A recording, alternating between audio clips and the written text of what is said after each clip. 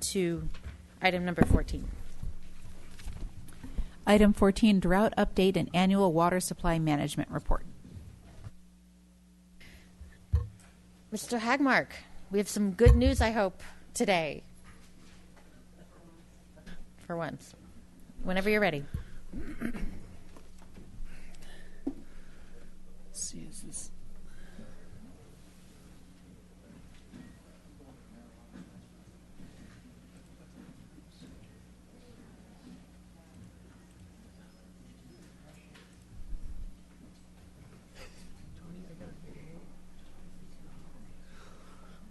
No, I don't.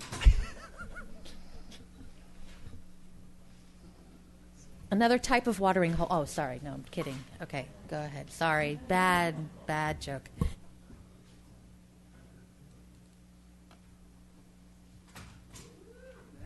No, you can just start off with this. Is that this morning? That is this morning, yes. As of 1 a.m. this morning, Gibraltar started to spill. That concludes my presentation. That's great. Sometimes you just need to stop right there. I don't know. And that water's going down towards Lake Kachuma. That's correct. Okay. There we go. Madam Mayor, council members, Joshua Hagmark, Water Resources Manager. I have the team here today to go through quite a bit of information, so I will move quickly.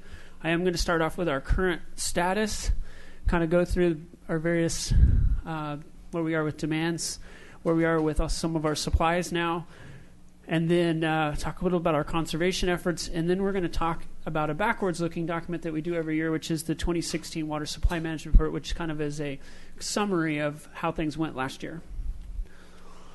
So, something we haven't seen in 4 or 5 years now. Gibraltar Reservoir at 133% of normal as far as rainfall there, 15.68 inches. The average rainfall is around 28 inches of rain is what we see overall in a perfect average year blended. Kachuma at almost 13 inches and downtown Santa Barbara at 13.6 inches. NOAA's updated forecast for now February, March, and April is showing equal chances of above average and below average rainfall.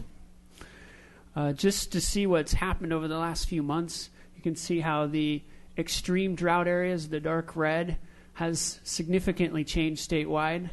Unfortunately, Ventura and Santa Barbara County here is where we are, just little blow up here. We still seem to be kind of the center of what remains of this current drought. And I guess the upside to it is it's still January. Demand, 36% reduction for the month of December, which is fantastic. As we talked about before, it's difficult to hit those high conservation numbers in the winter, and it's just really happy to see that. Keeping in mind that we are still right now looking for a 40% conservation overall on our 12-month running average, so we do have some work to do if things stay dry. As far as supplies go, Gibraltar, as you just saw, is at 100% of capacity. Began spilling this morning. Just a little bit of background on Gibraltar. It is fed by 216 square miles of watershed. The total watershed for Kachuma is just over 400 square miles. So Gibraltar sees half of the water that comes down to the San Ynez River for the most part. And that is why this reservoir is vulnerable to and why it was located here. It can fill quickly. And unfortunately, it comes with a lot of sediment, and that's why over the years we've been struggling with how to manage that. And then water quality is kind of the challenge here. We're fighting two things. A watershed that's been torched by 5 years of drought, and then we've all recently had the Ray Fire, which has torched a section of the Gibraltar watershed, and that's right now we're struggling. It's a nice full reservoir, but there is a lot of sediment, which we believe in somewhere in 2 to 3 weeks that sediment should start to come down pretty drastically. But then we'll be looking at what's called total organic carbon. It's basically the organics in the water, and that is another challenge. It's one of the reasons we built the ozone project. And so we are hopeful with that in place and the commitment we've made in the past at Cater that we'll be able to treat this water. But this is going to be challenging. This is Zakifier, water quality issues all over again. And so I will be bringing you updates on how that's going. But I hope by the next time I come back, we certainly will be bringing water down. A lot of that will depend on if we get more storms. More storms are likely to stir up the reservoir again, put sediment into suspension, and so potentially delay that diversion to the city. So that's something that we're continuing to watch. Lake Cachuma has come up a little bit, but overall hasn't had much inflow. It's about, I think, 4,000 to 5,000 acre feet of water has come into Cachuma, which sounds like a lot, but at this point, none of that goes to the project. I'm going to take a little time to talk about this. We probably touched on it once or twice in the past, but the San Ynez River and the Cachuma project. So the Cachuma project was built. The intent of the Cachuma project was to store water that would have ended up in the ocean. So that was the whole purpose of that dam, was to retain water that would have ended up in the ocean. If that water would have never ended up in the ocean, it belongs to the downstream users. So at this point, there is no live stream in the San Ynez River downstream. So what that means is any of these inflows that are coming in now are just going to the downstream user accounts. So we need to see significant runoff really into the reservoir, and in particular downstream, that would actually allow that water accruing in the lake to be attributed to the project members, being the South Coast agencies along with ID1. So just small nuance with that. The emergency pump barge, that's a moving target. As you know, we've moved that to Site 2. Unfortunately, the barge cannot stay at Site 2 for a very interesting problem. The pipeline that feeds over there will float off of the piles at a certain elevation, and so they're making plans now. Should the reservoir keep rising, we need to move this barge back to its Site 1, which has a cost and a schedule impacts with it. And so the logistics of that are being worked out, and we're watching and projecting out any type of inflow into the reservoir so that we can head off any type of major disruption. Keeping in mind that Santa Barbara does sit in a unique situation in that we have Laurel Reservoir, which provides us with about a 1 week buffer. So should the barge be interrupted for less than a week, it shouldn't have any significant impacts to the city. Major milestone with the end of December, the last of the city's water in Cachuma that had originated from the San Ynez River was used. So right now, the only water the city has in Cachuma is water that we have pumped in there via the State Water Project. Imported water, there's been a lot of information moving around over the last month. The city has 5,500 acre feet currently stored in San Luis that we are planning for delivery to meet the city's water needs. And currently, the state water allocation has been increased to 60%. We anticipate it'll go up, but we're not expecting 100%. In January, CCWA notified all of its members that our water in storage was in jeopardy of a spill. This is kind of a paper spill. The San Luis Reservoir has no natural tributaries. It is pretty much man-made. That's supplied with man-made water. Basically, water pumped in from the delta is how San Luis is regulated. So any water for the current year, as I mentioned, we have a 60% allocation, has priority over the storage in the reservoir. And so anything stored will get bumped out. Basically, that water gets reallocated. And so we have been working to try and find a home for our stored water so that we don't lose that water. We can't physically move it here. We've already have our pipeline coming to Cachuma full, and so there isn't any extra capacity to move any additional water.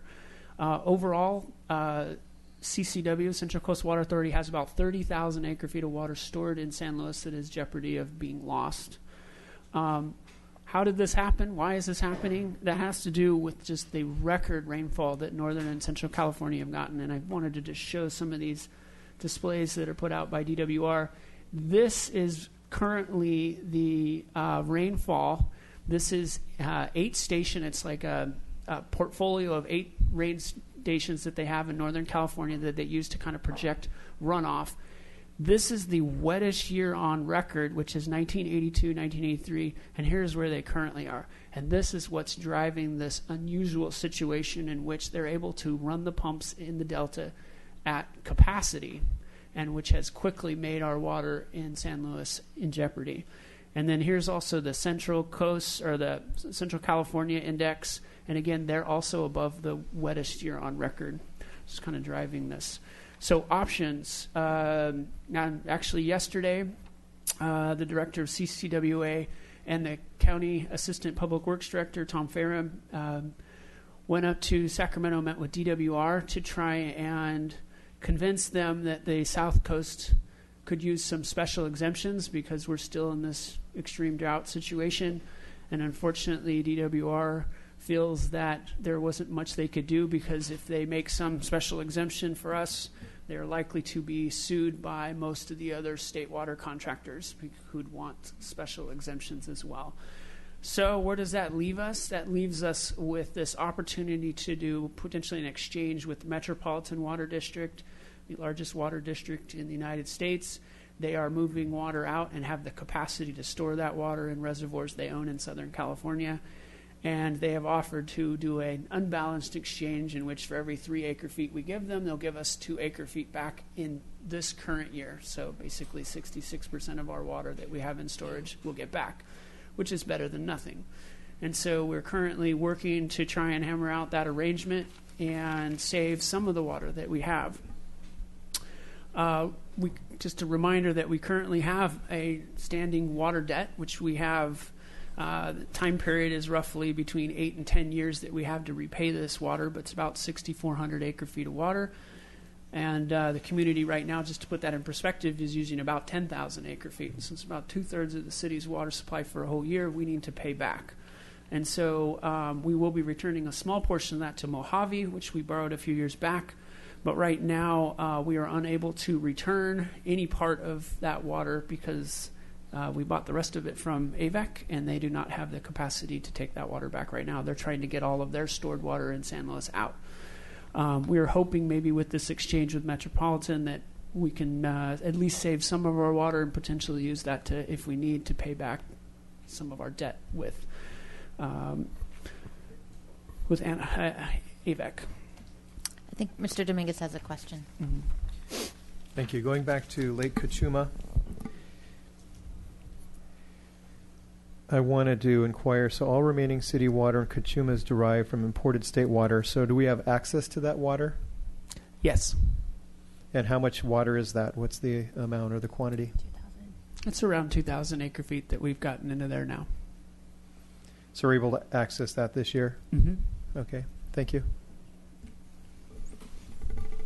Mr. Hotchkiss? I have a quick question, if I could.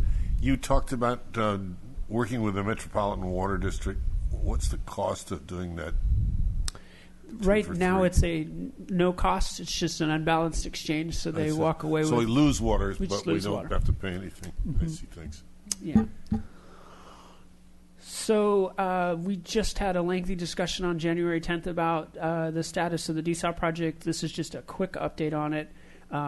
Last week, because of the storm and potential surge and everything, the contractor moved the barge to Channel Islands Harbor to protect it from the storm, and it's supposedly on its way back today and should be back on site tomorrow. That's the goal. When they return, they'll be placing Pump A, and with that placement, we hope to be able to start bringing seawater on shore. There is still work that we'll have to do with the other Pump B to stabilize that base, as we talked about last week, but we really need one of these operational to get going. Just a brief update on the water sales agreement. We are still in negotiations, and we are working towards wrapping up draft terms on some of the more major items. In the next couple weeks, we trying to work cooperatively on that, and then bring it back to our respective boards, elected boards, for discussion. So that's our plan sometime in maybe late February, March.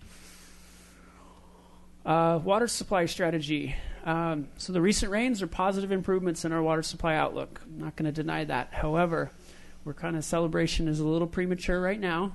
We still have groundwater basins at historic low levels. We have potential water quality issues at Gibraltar. Still questions about what's going to happen with our stored water in San Luis. We have, as I mentioned, a sizable water debt and no measurable runoff in Cachuma yet. So certainly hope we'll have much more information to add in March, but I think we need to continue to plan as though that's it, and to play the glass half full, but that's kind of the job. I think what you hired me to do here is to kind of plan and prep. And so we're taking a look at this, and we anticipate coming back in March, and hopefully we can have some discussion about potentially modifications to our conservation targets if we see some real measurable improvement. Go ahead, Mr. Hotchkiss. I thought we had a 5-foot increase in Cachuma. You said we had no measurable runoff. Well, that water that came in there, I mean, in the big picture, none of it belongs to us. It's all downstream water use. So in that sense, it's no measurable increase to not us. Measurable for us. Mm-hmm. The paper spill that we talked about at San Luis Obispo, has that actually been achieved? Right now, the projections are that will occur by mid-February, that spill. With what, normal rain? Continued rainfall in Northern California. They're just basing it on projections that they have and the runoff that they've seen. Okay, so there is a little bit of hope there in a sense, but not likely. No. Okay, thank you. Mm-hmm. I don't think we want to hope that it doesn't rain, but, Yeah. Yeah. Right. Just a quick status update on the grants and loans. We continue to try and move this forward. We're continuing to pursue Prop 1 funding for desal. We did hear some optimistic information from DWR, and so we're going to be following up with them to see if they can't. I mean, in a nutshell, what we're asking for them to do is to make the funds eligible back to when the grant the Prop 1 was passed in 2014. Since they've had such staffing issues at getting this money out, it has basically made our project ineligible for the grant funding, and we don't believe that's fair. Our ratepayers approved Prop 1 thinking it was going to help out with drought costs, and here it is, they're having issues getting the money out, and for some reason then our projects are ineligible. So we're hoping we'll make some progress to that. There's also ongoing meetings with the State Office of Emergency Services, and we're currently working along with all the other stakeholders in the county on coming up with some regional projects that could be supported by some emergency grant funding. And then there's also a new funding out championed by Feinstein called the Water Infrastructure Finance and Innovation Act, and there's also some money in there for desal. Again, another question about eligibility, and so we're going to be looking to see if we can't come up with a way to make our project in particular eligible. And on that note, I was in Washington, D.C. last week and did get to meet with Senator Feinstein's staff as well as Bureau of Reclamation and talked about these and multiple other items. So they were very receptive to our comments, and I know we've been in constant communication, but I thought that was a very good meeting. So. Good. Thank Ms. you. Maria, did you have a question? Madam Mayor, I know this isn't the Urban Forestry Division, but I was hoping that the rain we had did give a drink to our trees. Is that a positive thought that we can have at this point? That is very accurate, yes. Okay. I think it's allowed people to have their lawn sprinklers off, to not have to run the drip system. We get some natural, free water. Okay, thank you. So State Revolving Fund, I did want to update the council on this. We are continuing to move forward to try and secure a form of funding for not only the conveyance pipeline, but the desal cost increases and costs for expansion. And so what will be coming back to council on February 7th will be a request for approval of a resolution to apply for the loan. It does not commit the city to anything. It's just allowing us to start that paperwork with the State Water Resources Control Board and get that moving. So you'll see that on the 7th coming back to you. And at this time, we're going to turn it over to Ms. Ward to walk you through the status update on conservation. Madam Mayor, members of the council, my name is Madeline Ward, and I'm the Water Conservation Supervisor. I'll be sharing a few quick slides with you today. I wanted to start with a lawn watering ban status update. This was adopted by council on December 6th and went into effect January 1 of this year. We're continuing to do outreach to our community, our water customers, and to landscape professionals. And in terms of enforcement, we've received 19 violation complaints this year, but only 4 of those were for lawn watering. One thing that we are all benefiting from is the recent rainfall, so generally all systems are off, whether they're lawn sprinklers, drip irrigation, etc. I encourage everyone to make sure they're turned off. You probably will not need to turn them back on for a few more months. And of course, the city is always here to help our customers with free water checkups, with our rebates, and with plenty of online resources. If anyone is interested in how they can sort of break up with their lawn, as we like to say, and move on to a more sustainable and beautiful landscape, we have a lot of resources for that.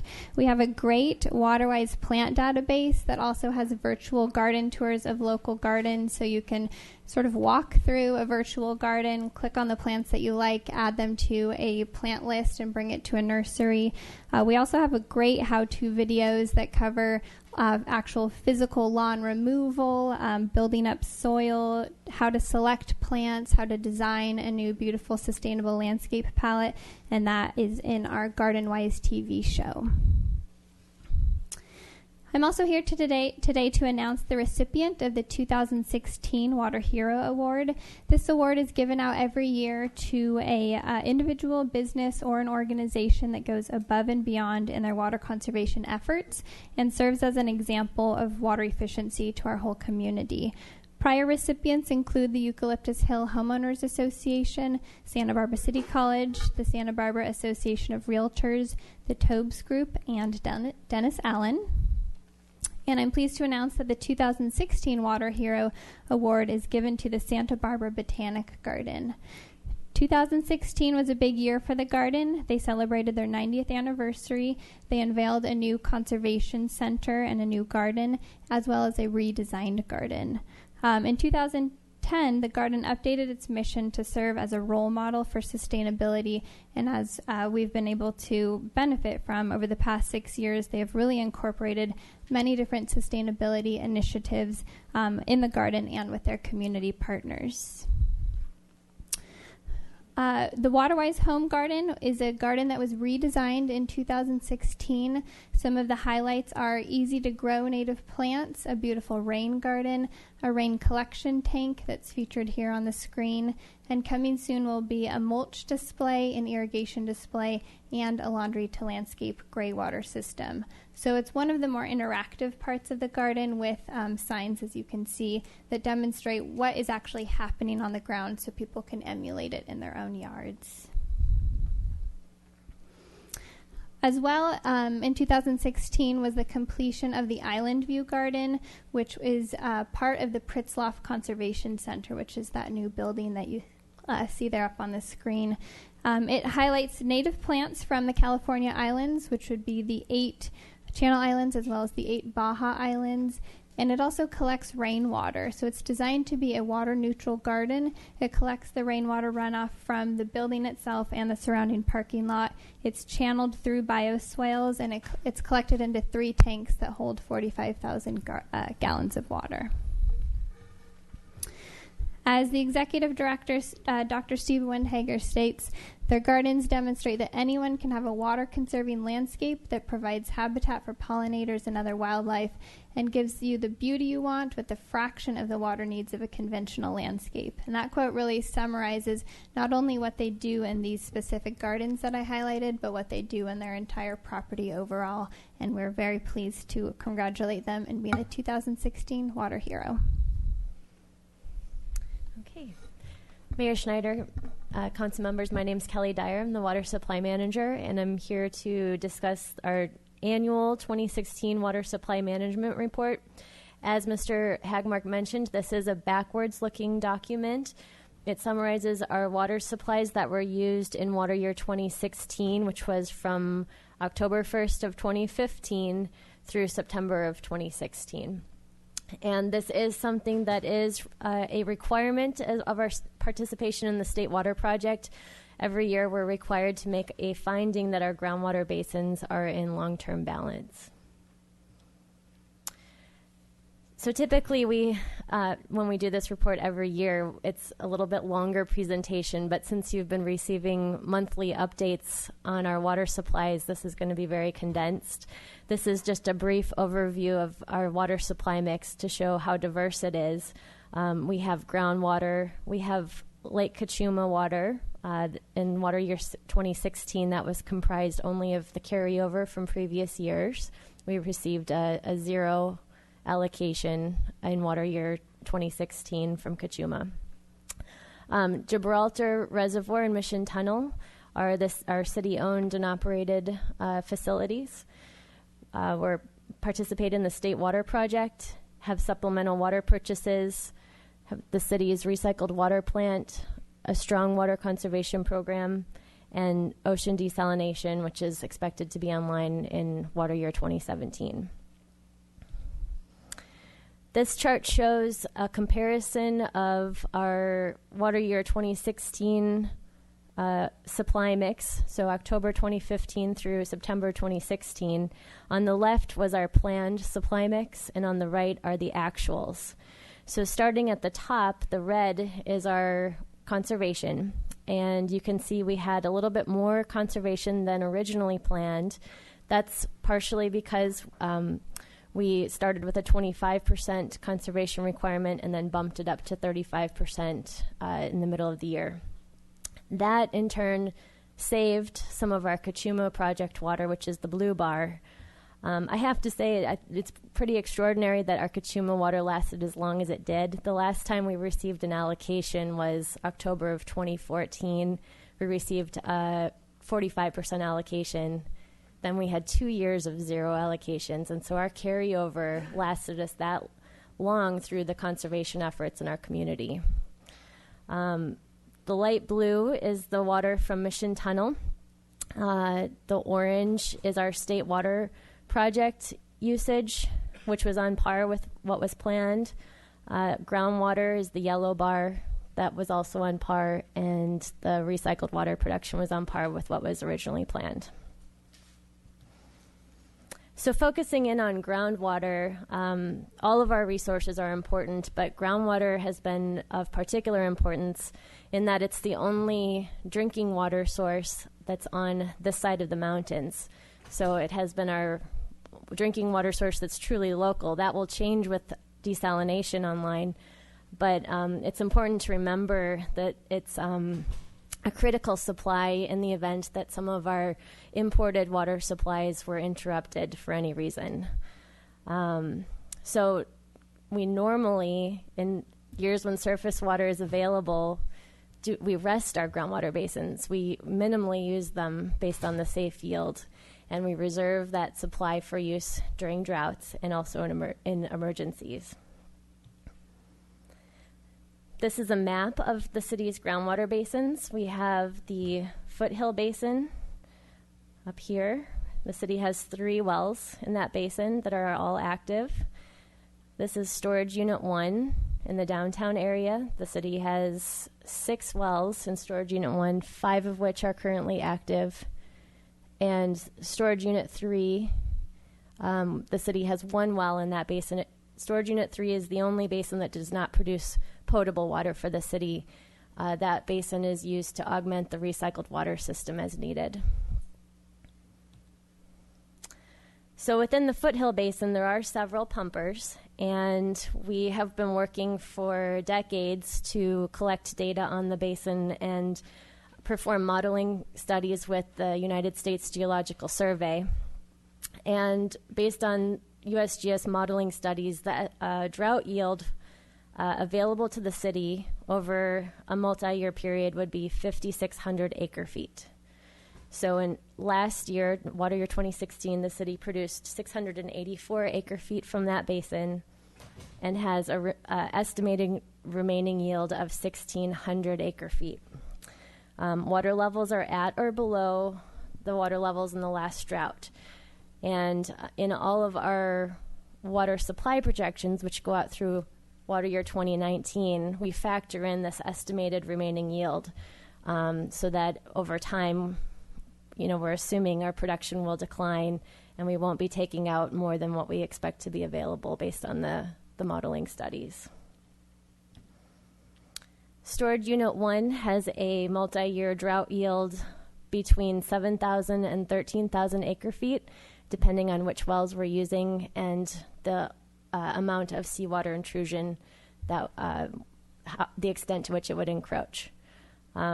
Last year, the city produced 2162 acre-feet, and based on the lower range of the estimated yield, we have about 3,200 acre-feet remaining.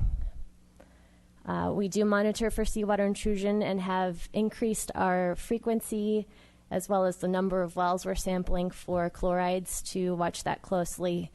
We do expect some level of seawater intrusion, but we haven't seen anything of concern as of yet. Storage Unit 3, as I mentioned, does not provide potable water. It is challenged with water quality issues. There are other pumpers in the basin, and the estimated safe yield available to the city is about 100 acre-feet per year. Last year, we produced 22 acre-feet, and again, it's only used as needed when the recycled water plant is offline. So at this time, I'd like to make a recommendation that Council approve and adopt the City of Santa Barbara Water Supply Management Report for the 2016 water year, finding that groundwater resources are in long-term balance in accordance with the conjunctive management element of the city's long-term water supply plan. Thank you. I don't see any speaker slips this time for this item, so it's to the council. Mr. Hart? I'd make a motion to approve and adopt the City of Santa Barbara's Water Supply Management Report for the 2016. Okay, moved by Hart, second by White. Mr. White, did you have other comments? Go ahead. Thank you. In the material that we received in our packet, I believe there was reference to a 25% increase in chlorides in one of the wells. Could you give us a comment on that, please? That's correct. Mayor Schneider, Councilmember White, that well is essentially what we call our canary in the coal mine. It's our indicator well. It's very close to the ocean. It's south of the 101, so it's not near any of our, it's fairly far away from our production wells. But that was the first well where if we see an increase there, then we expand our sampling program everywhere else. We don't want to see seawater intrusion going on the other side of the 101. So this is a monitoring well, not a production well that was experiencing that. That's correct. None of our production wells have had any chlorides. Okay, thank you. Great. Ms. Murillo? Thank you. May I ask about direct potable reuse? What's the status on that? We're working with the state, I believe, they're creating regulations. Madam Mayor, Councilmember Murillo, yes, we are planning to be back to 28th, I believe, and do a full presentation on potable reuse, direct potable and indirect, and just kind of sum up the subsurface in preparation for making a presentation to the State Water Resources Control Board or Regional Water Control Board by, I think it's May 11th. We have a tentative date with them. Thank you. Mr. Hart? Assuming that you are successful in negotiating with the Montecito Water District staff, how do you propose to bring the items to the council and to the Montecito Water District Board? Do you at the same time, different times, us first, them first? What is your thoughts about that? We actually just started talking about that, trying to coordinate it so that it happens relatively the same time. That's what we're trying to figure out. They may have to have a special board meeting because they don't meet as frequently as the council does. Just my recommendation is they should go first. Okay, any other questions or comments? Well, this is a much better report due to the content than the last few times. So we'll just keep monitoring and hopefully see that Gibraltar reservoir water come through the tunnel pretty soon through our hydroelectric plant and actually create some electricity too, which is very exciting. All right, we have a motion and a second. All in favor? Aye. That's unanimous. Thank you. Okay.